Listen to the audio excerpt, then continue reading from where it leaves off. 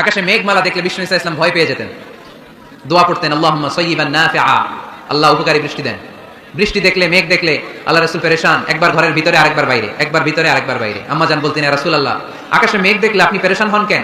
আল্লাহ রাসূল কেঁদে কেঁদে বলতেন, আয়েশা, আমি জানি না এই বৃষ্টি আর তুফান থেকে মদিনায় সজীব শ্যামল ঘাস লতা পাতা জন্মাবে, নাকি এর মধ্যে থেকে বজ্রপাত এসে আমাদের পাপের কারণে আল্লাহ মদিনাটারে জ্বালিয়ে দিবে।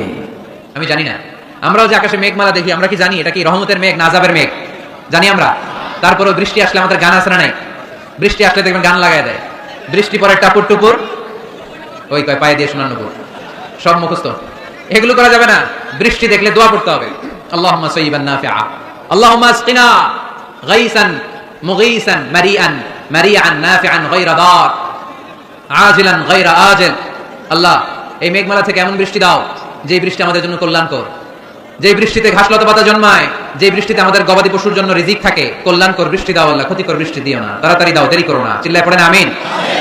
আল্লাহর হাবিব বললেন, মুস্তাদরাকে হাকিমের হাদিস, সিনতান লা তুরাদ্দান, দুই দোয়া আল্লাহ কখনো ফিরিয়ে দেন না। কয় দোয়া? এক হচ্ছে ইনদান নিদা, আজানের পরে যে দোয়াটা করা হয়, আজান আর ইকামতের মাঝখানে দোয়া, আজানের সময় দোয়া, এই দোয়া আল্লাহ ফিরিয়ে দেয়। একটা গেল। দুই নাম্বার হচ্ছে তাহতাল মাতার, বৃষ্টির নিচে দাঁড়িয়ে দোয়া করলে ওই দোয়া কবুল করে কে? আর আমরা বৃষ্টির নিচে দাঁড়িয়ে আঁকাবাঁকা মেঠো পথে কোন রূপসী হেঁটে যায়, আছে না নাই? বৃষ্টি আসলে আমরা ভাবুক হয়ে যাই, দরজা জানলা বন্ধ করে দিয়ে অনেকে গান বাজনা ছেড়ে দেয়, হিন্দি গান লাগায় দেয়। তো জন্য বৃষ্টি নাজিল হলে আমরা যেন আল্লাহর কাছে দোয়া করি। বৃষ্টির সময় দোয়া করলে ওই দোয়াটা কবুল করে কে?